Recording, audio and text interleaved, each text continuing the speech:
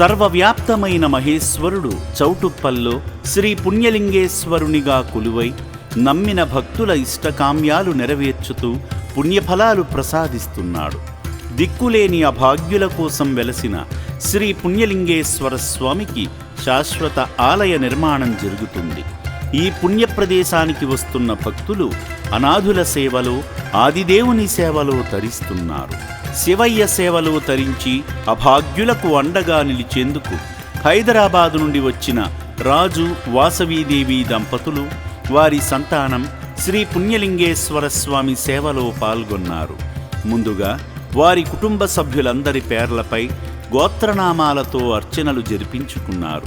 భక్తి శ్రద్ధలతో ముక్కంటీసునికి స్వయంగా అభిషేకం చేసి అపురూపమైన అనుభూతిని పొందారు.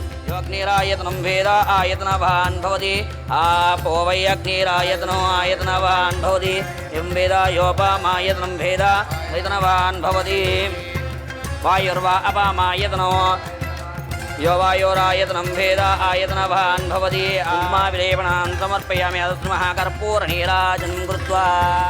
ఈ సందర్భంగా అర్చకులు స్వామివారి మంగళాశీస్సులు అందజేశారు. అనంతరం ఆలయంలో నిర్విరామంగా జరుగుతున్న హోమక్రతువులో పాల్గొని మొక్కులు తీర్చుకున్నారు.